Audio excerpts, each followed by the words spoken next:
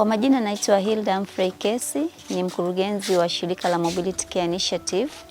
Hili ni shirika lisilo la kiserikali linajishughulisha na utengenezaji wa viti mwendo kwa watoto wenye ulemavu.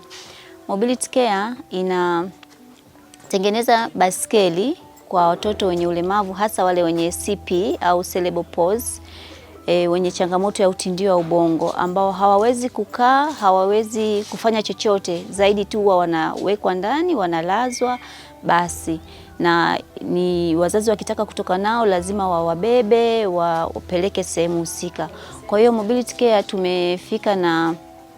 tulikuja na idea ya kutengeneza hivi viti mwendo kwa ajili ya kuweza kuwasaidia wazazi au walezi wenye hawa watoto wenye hizi changamoto kuweza kutoka sehemu moja na kwenda sehemu nyingine. Mpaka sasa tumetoa viti zaidi ya 20 na pia leo tumeweza kufika kutoa viti kwa watoto 3 ambao tayari tulishawaona, tukawachukua vipimo, tukaenda kuwatengenezea viti. Leo tumefika kuwakabidhi. Tunatarajia kwamba watoto wote wanaohitaji viti mwendo waweze kuvipata, lakini pia sio tu kwa Iringa DC, hata kwa Iringa Manispaa.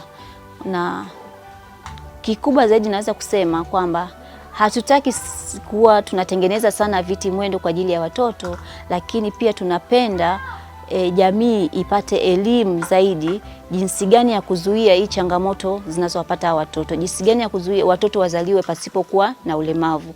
Kwa hiyo hata kwa wadau wengine wanaojishughulisha na hizi, tujaribu kufikiri kwa pamoja namna gani tunaweza tukaisaidia jamii kuipa elimu ya kutosha ili kupunguza idadi kubwa ya watoto wenye ulemavu. Mimi kwa jina naitwa Sadiki George Kayanda, mzaliwa wa Iringa, kijiji cha Nyang'oro, kata ya Nyang'oro, hapa Iringa vijijini. Mwanzoni tulikuwa tunapata shida tu, tulikuwa tunamwekea mto, tunamlaza kwenye mkeka, muda mwingine tunamkalisha kwenye makochi au kwenye viti vya plastiki. Tukimwekea zile sponge alikuwa anaweza kukaa yeye, lakini tunakuwa tukai naye mbali. Ili alikuwa na mambo kama ugonjwa wa kushtuka, basi tunakuwa naye karibu. Ili akishtuka, mpaka alikuwa akipata mshtuko anaweza kaanguka mpaka chini. Sasa tunakuwa naye karibu pale. Kidogo hapa naona kwenye mwelekeo wa kupata kiti cha mwendo kidogo anaweza kawa na mwelekeo mzuri, hata naye mwenyewe inakuwa kama hiki kiti kidogo kinamsaidia kujiweka sawa katika viungo vyake, kwa sababu anakuwa anakaa kwa kutulia, stuki.